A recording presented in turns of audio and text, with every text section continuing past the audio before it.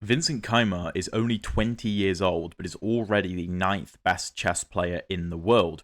What you might not know about Vincent Keymar is that he is an incredible Caro Kann player. He has been playing it for years, but he doesn't play the Caro Kann like the rest of us. And in this video, I'm going to show you two games where Keymar plays the Caro Kann like an absolute madman. So let's jump into it. In this game, we have a fantasy Caro Kann, which starts with e4, c6, d4, d5, and pawn to f3. The point of the fantasy from the white perspective is that white wants black to capture on e4, take back with the f-pawn, and have these two very strong central pawns where black loses his d-pawn. Keymar, however, plays this very interesting queen to b6 move. This is one of the most aggressive moves you can play with the black pieces against the fantasy. And effectively, by playing f3, white has already weakened this diagonal, and Keymar is also making it difficult for white to develop his dark-squared bishop because of the weakness of the b2 pawn. So his opponent, Maxime Lagarde, plays knight to c3. Keymar takes on e4. His opponent takes back with the f-pawn. So white achieves his fantasy of getting these two central pawns unopposed by a pawn on d5. But Keymar plays the only good move here, pawn to e5. He's effectively sacrificing this pawn. White does not take the pawn, because Keymar would get very easy development with bishop e6, something like knight to f3, knight d7, potentially castling queenside with pressure on the queen, and these pawns are very difficult for white to defend, particularly with how weak this diagonal is for white. Also is going to be very hard to develop the dark squared bishop. So knight to f3 is played instead. Keymar takes on d4. His opponent takes back with the knight, and he plays pawn to h5. Pawn h5. Yeah, I mean, what else can you say? It's a grandmaster level chess. Of course, you've got to throw a flank pawn down the board. Now, the engine here prefers something like bishop to c5, but this seems a bit strange after knight to a4, forking the pieces. Queen a5, pawn c3, and bishop back to d6 is the recommendation. This is very strange. So h5, I think, is a really interesting idea. And you would assume that he's playing this to prepare the move bishop to g4, which would be a great developing square for the bishop, because it can't really go to e6 due to this knight attacking. And if you try knight to f6 preparing bishop g4, which is the best move, then e5 could be a bit annoying, kicking your knight out of the center. So we have h5. White plays bishop to e2, developing the bishop, putting pressure on h5. Keymar plays bishop g4 anyway, saying to white that you can't really take on g4, because after takes and takes, queen takes is met with queen takes d4, and black is up a piece for a pawn. And potentially this pawn on g4 could be very annoying. Let's say you try to castle here, for example.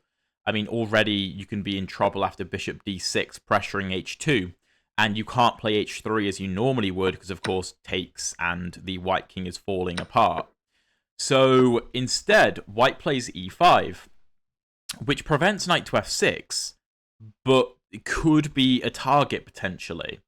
So we have bishop c5 from Keymar.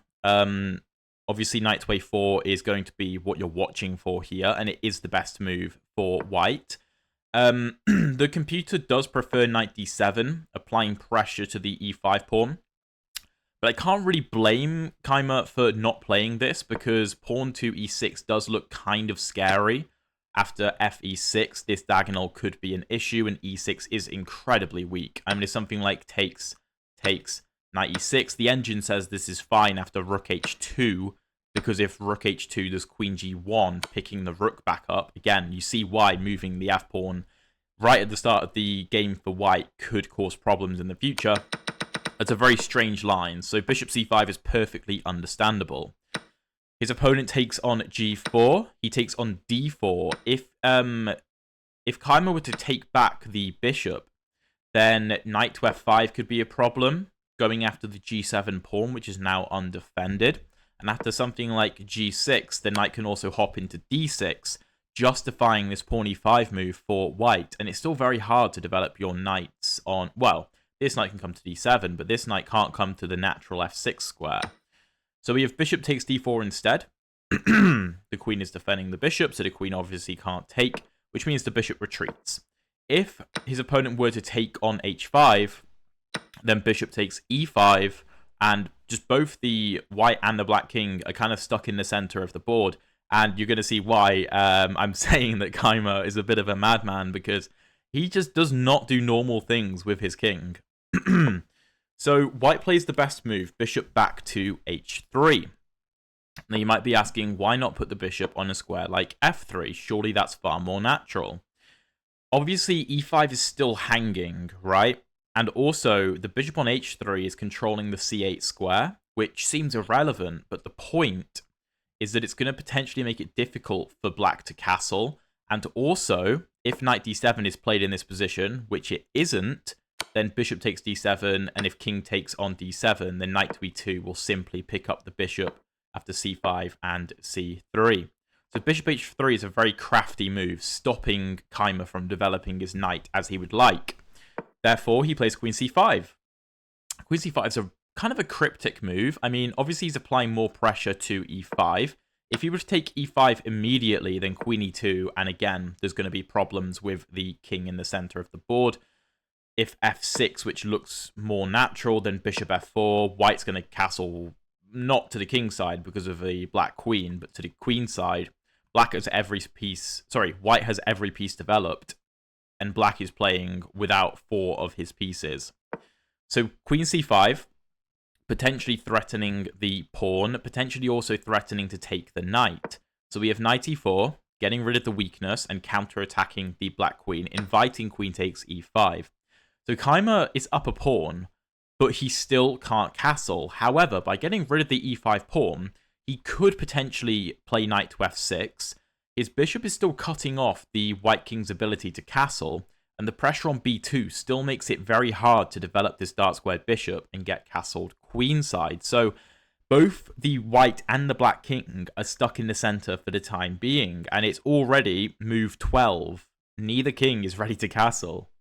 So white plays queen e2, applying pressure down the e-file, and also one step closer to castling queenside. This is a tricky position. If you play a normal-looking move, well, again, let's just say knight d7 for the sake of argument. The idea is actually not to take the knight. The king is relatively safe, and you're also preparing to bring the rook to e8 and run the king into the corner. This is why I'm saying, like, this is kind of nuts. The point after a move like knight d7 is c3, hitting the bishop. And after the bishop moves, then, I mean, bishop f4, hitting the queen. If the queen takes, then knight f6 is actually mate in 4. After king d8, because it's a double check. Check here, king moves, queen d7 check, king moves, and queen to c8 supported by the light squared bishop. So you again see the power of the light squared bishop. So after queen e2, there are 2 moves. One is knight to f6. So, of course, bishop to f4 can no longer be played because the knight on e4 hangs, right? c3, I assume you can still take the knight on e4, and after something like take, and takes, black should be better because he's just up a pawn. And, I mean, white has the bishop pair, so maybe a bit of compensation, but probably not enough. So Keymar doesn't play knight to f6 though, because on knight f6 there could be issues with knight f6 and gf6 because the queen can't take because it's pinned to the king, and you still can't castle queenside because this bishop is still cutting off the c8 square, and you have no good way to challenge the bishop, so I can't blame him for not going for this line at all. Instead, what he does is king f8. It's one of the best moves, because the e-file is a problem, as we saw in the previous lines with bishop to f4 type stuff and knight to f6 type stuff. So the king needs to get out of the center. But black still has the problem of 4 of his 6 pieces still not being in the game. So we have pawn c3, attacking the bishop, because there's still pressure on b2. Don't forget that. Knight to f6, counter-attacking. If you retreat the bishop to a square like b6, then rook f1, and you could be facing some problems on the f7 square. Maybe knight g5 could be an idea in the future. And if you try to play a move like f6 to cover yourself up, I mean, bishop to f4, and where is this queen, like, going? Let's say the queen drops back to e7, then she gets pinned with bishop to d6. If the queen tries to run away to the queen side, bishop d6, king here, and I mean the white pieces just swarm the black position. White is also ready to castle queenside whenever he wants. So Keymar has to be very precise here, and he counterattacks with knight to f6. We have knight takes f6, queen takes e2 intermezzo, getting the queens off the board, and bishop takes f6. So Keymar keeps his pawn structure intact, and after everything, he is up a pawn. However, white can win the pawn back with the move bishop to c8. Basically punishing black for not developing the knight, where the rook would be seeing c8, and for not castling, where this rook would be monitoring c8 as well. So we have knight a6, giving up the pawn on b7, rook e8 check. Obviously, this bishop was attacking a lot of different things, so rook e8 has to come with check.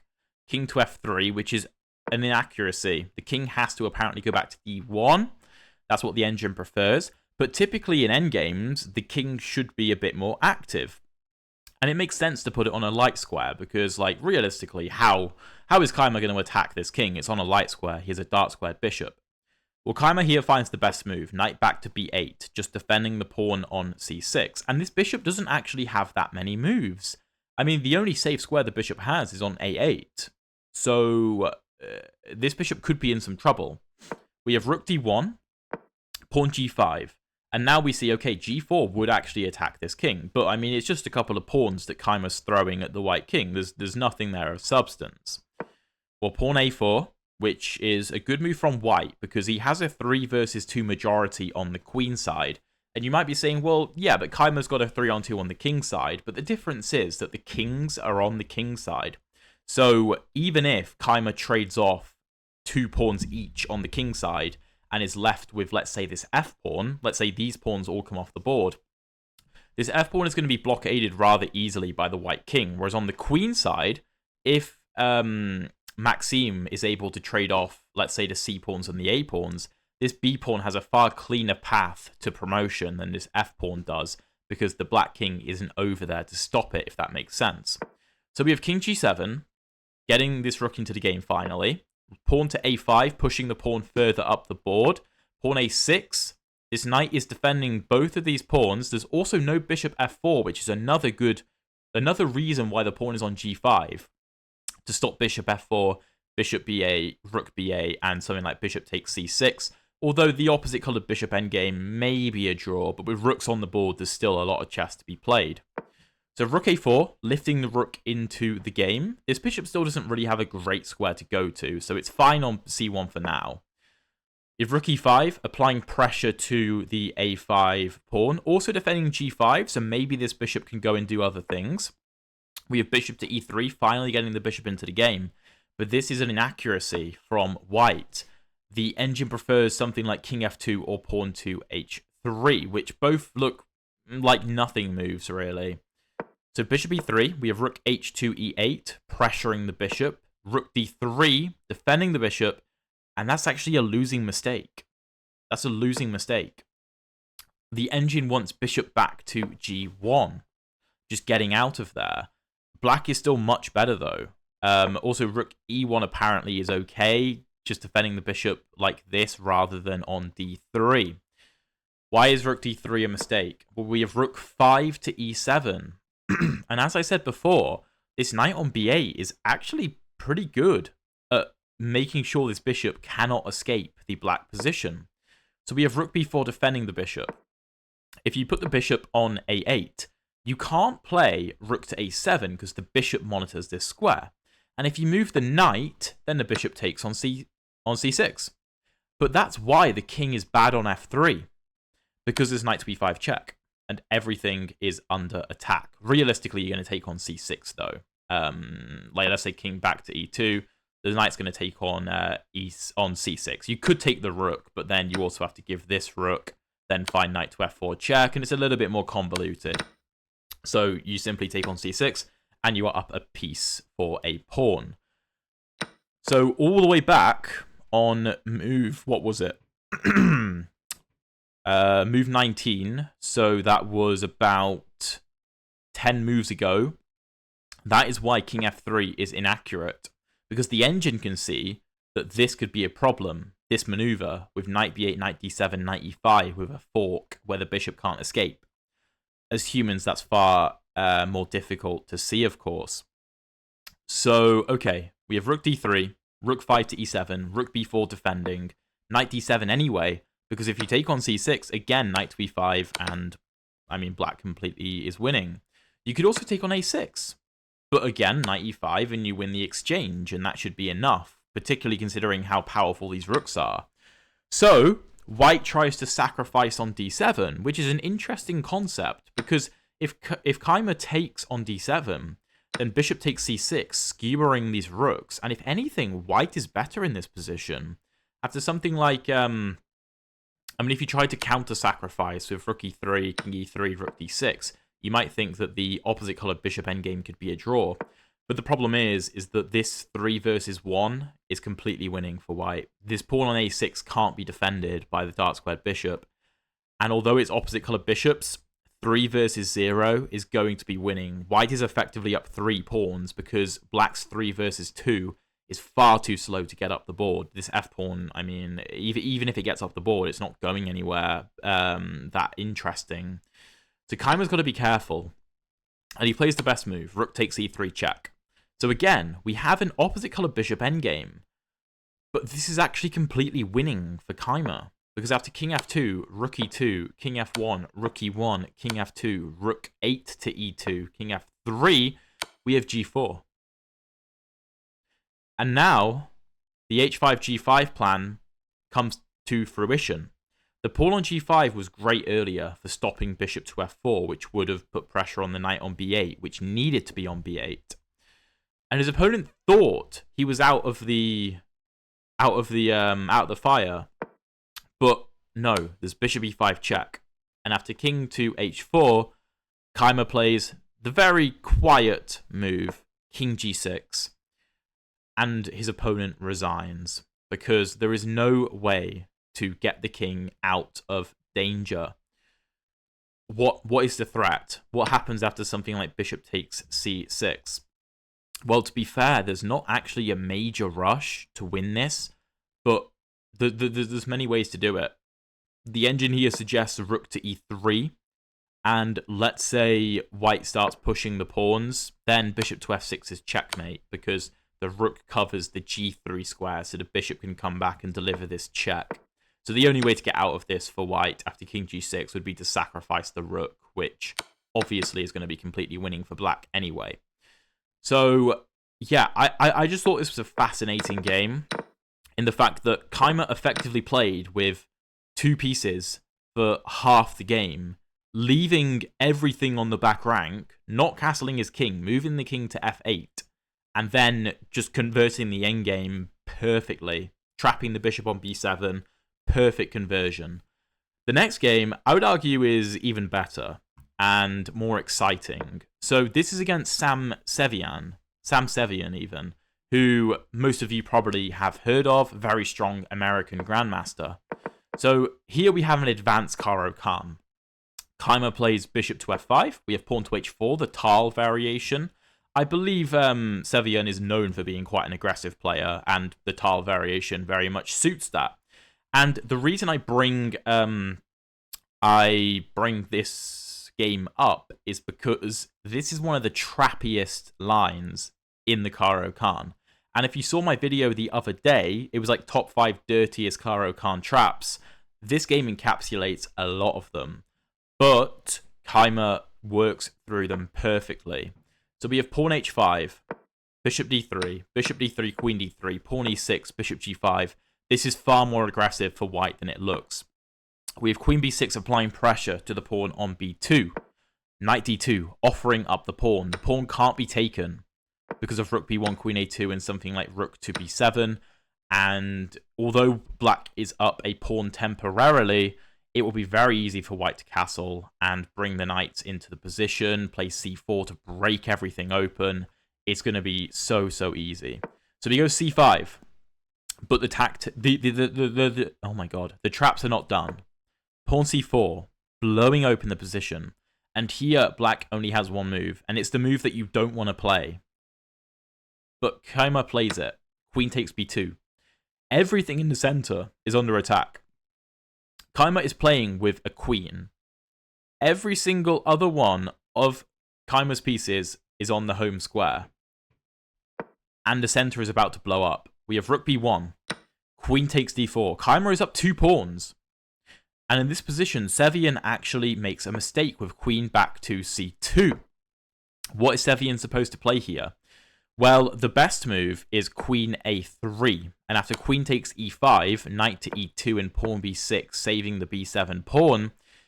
Bishop back to f4, attacking the queen. Queen f5, bishop b8, rook b8, and queen to a4 check, not queen a7. And then king to a8, and it's a bit crazy. But Sevian goes queen back to c2. Keymar takes the 3rd pawn. He has taken the pawns on b2, d4, and e5. But white is almost fully developed, and Keymar is still playing with just a queen. We have queen back to c7. The engine isn't a massive fan. It prefers knight c6, offering up the b7 pawn so that he can take on e2, and after king e2, we have knight d4 check, king d3, knight c2, king c2, and then pawn f6, playing for a big center. Still, the game is not done. We have queen back to c7, just defending. cd5, ed5. The e-file is completely open. Knight to f4, knight to f6. This is actually a blunder. According to the engine, Keymar has to play knight c6, knight e7, or bishop e7. But Keymar goes knight to f6, defending the pawn on d5. And you might be saying, well, can't white just play takes, and takes? Well, yes, but the problem is that Keymar can take on f4, and his bishop is still under attack. So after bishop to g5, queen back to c7, black can try and hold on. But this is still not easy after something like castles, bishop d6, rook e1, and king to f8. The king is still stuck in the center. And if these pawns can be protected properly, they're going to be very, very nice. But that's assuming they can be defended properly. So white castles after knight to f6, which is the best move. We have bishop e7 defending the knight. Now bishop f6 and bishop f6, because if bishop f6 and queen to f4 in this position, there's bishop e7, whereas previously the bishop couldn't. In this position with takes and queen takes f4, there's no bishop takes e7, so the bishop has to retreat, right? Whereas in this scenario, if you take on f4, the bishop can take on e7, and if the king takes, then queen c5, and the king has to run to f6. And I mean, this is going to be pretty bad after something like rook here, queen's attacking here, white's winning back all of the pawns. And you can't take the knight either, because there's going to be a big checkmating attack with queen d6, king f5, and mate in 9 to ensue. You don't really need to calculate this out, though. His opponent plays rook fe1 in this position, which is not the best. Knight takes d5 is better. But perhaps Sevian thought it didn't really matter. And again, we have king to f8. Keymar doesn't castle his king. In both games, he plays king to f8 to get off of the dangerous e-file, but he is up 3 pawns. So knight takes d5. He is now only up 2 pawns, queen c6 and queen to e4. Here the engine prefers knight takes f6. If queen takes, then queen takes c5, king to g8, and I assume rook to e8 is going to be the idea, if the engine can tell me. Yes, rook e8, king here, and knight e4. Yeah, no, this is going to be pretty bad. So we have queen e4, knight d7, defending the bishop. Now, if this is taken, you also have ideas to trade the queens, but after knight takes, if the queen takes, then brilliant. I mean, black is up 2 pawns. These are weak pawns, mind, but black can at least try to consolidate. But instead we have knight c4, which is a good move, bringing the knight into the game. Black is playing without both of his rooks. Bishop d4, getting the bishop off of the attack of the knight, trying to defend c5, maybe put pressure on f2 as well. And here, rook takes b7. Rook takes b7? Well, isn't that just a free rook? Well, yes. Yes, it is a free rook. And why sacrifice? Why sacrifice? We have queen e7, king g8, And what's the point? Why sacrifice the rook? Well, we have queen g5. Okay, so the knight is defended. Sure, maybe knight to d6 is on the way. But what's the actual threat? If black plays a nothing move, like pawn a5, black is still fine. Black is actually still fine. I mean, this rook sacrifice seems kind of pointless. I mean, you can go queen to e7 without sacrificing the rook. And after king g8, you can still go queen g5, defending the knight. And there's no real need to sacrifice the rook. I don't honestly know what the idea was. Perhaps it was simply a miscalculation. But after queen e7, king g8, queen g5, we have knight to f6, offering a knight trade. We have knight e7, king f8. King has to be careful. I mean, if he comes to h7, he's actually still okay. If queen to f5 does pawn to g6, the knight is still well defended. The king goes back to f8. Knight comes into d6, hitting the queen, pressure on f7. Queen b2, which is the best move. And that's a really, really cool move. Just basically aligning with the bishop, not only to defend the diagonal, but also to counterattack on f2. Sicilian is forced to move his rook back to f1, and Keymar takes on e7, bringing the king back into the center. He still is playing without both of his rooks. Playing without them. Knight f5 check, king d7, queen g7. Sicilian tries to attack, but the rooks now come into the game. Queen g5, rook a to e8, queen f4, knight e4, knight e3, and, I mean, Keymar just consolidates. Trades off more pieces, king c6, and the king is actually far safer than it looks. Queen e3, king h2, rook 8 to e7, and the problem for Sicilian is that Keymar is just up way too much material, and in this position, he resigns. What can Sicilian do? If he goes queen g6, queen e6, all of the major pieces come back to the defense of the king. You can actually take here, but if you ever take this knight, then queen e5 forces a queen trade. So you can sacrifice a knight to force a queen trade because you're just up a rook. So Keymar wins this game. And let me show you one more bonus one. And we truly have saved the best until last. Here we have a Tartakower. And this is from a title Tuesday, I believe. So the other two were classical games. So we have knight f3, which is very surprising to me, because I personally play the Tartakower with the black pieces. And knight f3 is generally considered a bit of an inaccuracy. And the reason is because after bishop g4, not in this position, castles first, bishop g4 is a very, very strong move.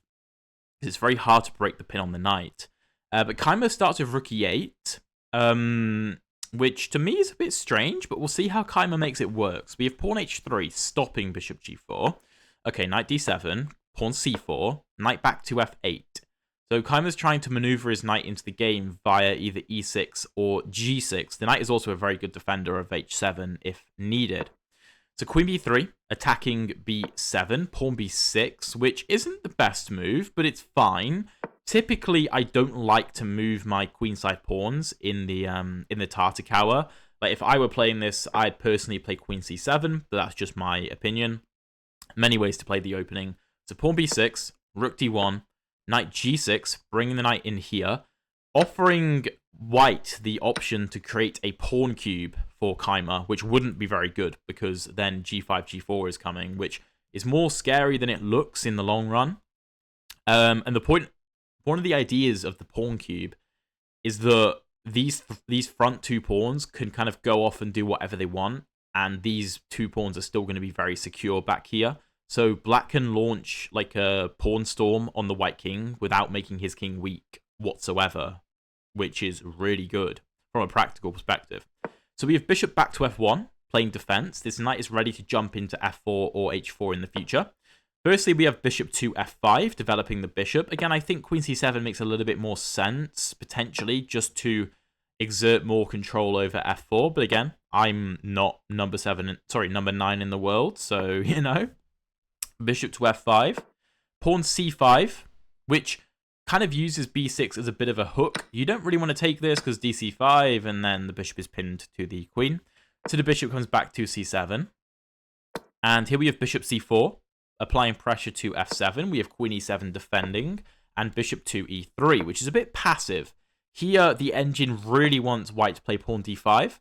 If this is taken, then bishop takes with tempo on the rook, and after the rook moves to, let's say, d8, now it likes bishop to e3. And if you take this, then bishop c5, and if this is taken, then here, and bishop e8, rook e8, and rook to d5, forking the queen and the bishop.